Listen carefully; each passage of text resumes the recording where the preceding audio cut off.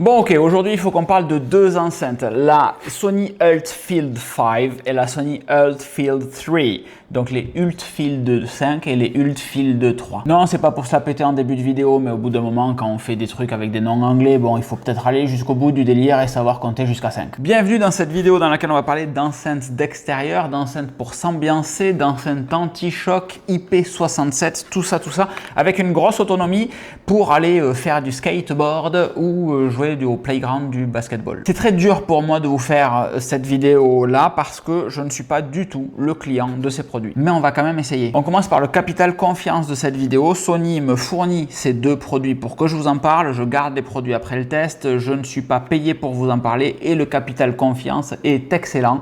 Puisque j'ai demandé à Sony, je peux dire ce que je veux? On m'a dit, oui, mais on est d'accord que ça, c'est pas bon. Non, mais tu peux le dire. Let's go. La gamme Ult, on prononce comme ça. Ult, pas Ult, c'est pour Ultimate en anglais, c'est les remplaçants de la gamme X-Series. Cette gamme X-Series, si vous êtes jeune et donc le public de cette enceinte, vous ne la connaissez pas. C'est une gamme historique de Sony qui est là pour faire du gros son sans maman quand tu veux t'ambiancer dehors ou avec des copains dedans, quand tu veux t'ambiancer quoi. Bon, si j'essaye de prendre les jargons du jeune, c'est parce que même si dans ma tête je le suis toujours, j'ai bientôt 40 ans et que je suis absolument pas la cible de ce truc-là puisque j'ai jamais eu besoin de mettre de la musique quand je vais faire un basket avec des potes ou quand je suis en extérieur ou quand je fais une soirée. Justement, c'est les échanges avec les gens qui me font vibrer. J'avais pas pensé à ce jeu de mots, il est bien. Pour autant, c'est toute la thématique qu'utilise Sony pour mettre ça en avant. Alors quand j'étais jeune, c'était du basket, maintenant c'est du skate apparemment qu'il faut mettre dans la communication pour des produits brandés jeunes. Et du coup, je me sens vieux. Bon, donc cette enceinte, elle est nomade. Elle fonctionne sur une batterie, elle fait 3 kg quelque chose, 3 kg 3, 3 kg 5 à vue de pif et elle a 25 heures d'autonomie. Ce qui est très bien, c'est qu'on a une recharge rapide à l'arrière de la batterie juste ici, à l'arrière de l'enceinte.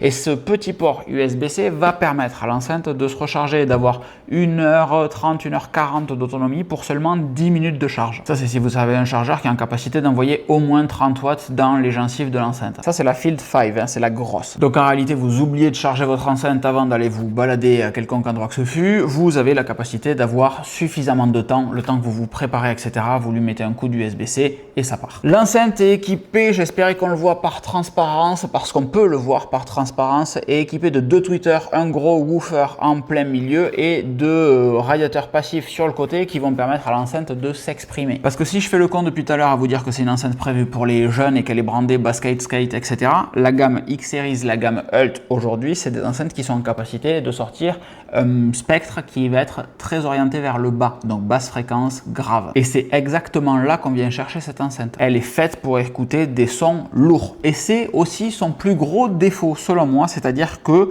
elle sature assez vite. Ouais, je comprends pas non plus. J'ai fait plein de tests, je vous promets, je me suis vraiment imposé des trucs que normalement je fais pas. Et en fait, je ne comprends pas qu'elle sature aussi vite dans les basses fréquences. On a plusieurs possibilités avec cette enceinte. Je vous dis tout. On a la possibilité de l'utiliser à l'horizontale, puisqu'il y a les petits machins sur le dessous qui vont permettre de stabiliser l'enceinte et d'empêcher les vibrations. On a aussi la possibilité de l'utiliser en vertical. En vertical, elle a un petit peu de gueule, mais on va boucher un des côtés et donc c'est quand même mieux de l'utiliser posé à plat de telle sorte qu'on ait les deux évents qui vont pouvoir sortir des basses fréquences. Sur le dessus, c'est assez classique, on a les boutons on-off, appairage, etc. Précédent, suivant, le bouton connect, il est passé sous les radars celui-là. Et le bouton Ult, ce bouton Ult, c'est lui qui va vous permettre de mettre plus ou moins de grave avec ce bruit sorti d'un bon tampi des années 80-90. Je ne comprends pas avec les ressources de Sony qu'on n'ait pas su faire des sons meilleurs que ça pour dire on passe d'un mode à l'autre. Voilà. Et sur le dessus, juste ici, on a les deux sangles qui vont vous permettre de venir porter l'enceinte en sangle, avec un tour de cou, tour d'épaule, tour de sac à dos, ce que vous voulez, pour pouvoir la trimballer facilement, puisqu'encore une fois, elle fait 3 kg 3, c'est quand même un petit peu gros. C'est justement là qu'intervient la Field 3, la Field 3, qui pour moi est réellement beaucoup plus confortable. Elle, je l'aime beaucoup. Elle, j'ai vraiment du mal. Il n'y a pas de moyen en fait, vous l'avez compris. Mais il y a un truc que vous voyez pas. Effets spéciaux. J'aurais dû tourner comme ça d'ailleurs, c'est vachement mieux. Sur les côtés, elle a des petites... Oh merde, on les voit pas pour autant. Sur les côtés, elle a des petites lumières ci, là, vous les voyez un petit peu, clac. Et ces petites lumières vont vibrer au rythme de la musique. C'est désactivable, je vous rassure. Et il y a plusieurs modes de configuration des petites lumières. Soit au rythme de la musique, soit ça pulse, soit c'est totalement éteint. Ça a le mérite d'être là, je suppose. Allez, ça me revient, le bouton Connect, il va vous servir à connecter différentes enceintes de la gamme Ult ensemble pour pouvoir envoyer du son partout. Et je crois que ça peut connecter jusqu'à 100 enceintes. C'est un truc vraiment énervé. Je l'avais noté notez ça, sans enceinte ensemble ou 2 Ult5 en stéréo pour faire une paire. Sans enceinte ensemble, il y a moyen de se faire mal aux oreilles quand même. Et donc sur les côtés, voilà, ça clignote comme ça. Ensuite, dans l'application, parce que oui, il y a une application, vous allez pouvoir configurer la quantité de basse fréquence que vous voulez. En réalité, quand c'est sur off, c'est pas trop mal. Et les modes Ult1, Ult2 peuvent être utilisés quand vous êtes loin de l'enceinte. Moi, là, je l'ai au ras de la tronche. J'entends juste qu'il y a plus de graves ou moins de graves à un moment. Par contre, quand vous êtes plus loin de l'enceinte, les basses fréquences ont la fâcheuse tendance de propager le son. Donc, entre guillemets toujours, plus il y a de basses fréquences, plus votre son va se propager de manière omnidirectionnelle. Il y a des limites à ce que je viens de vous dire, hein, la physique est là pour nous le rappeler, mais toujours est-il que ça peut donner un son assez enveloppant facilement et rapidement.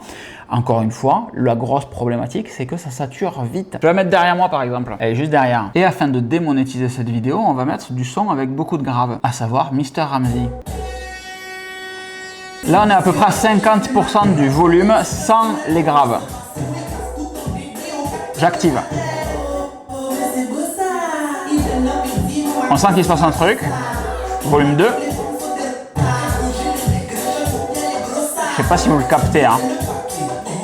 Mais là où c'est dérangeant, c'est que quand on va monter le son, puisque là on est qu'à 50%,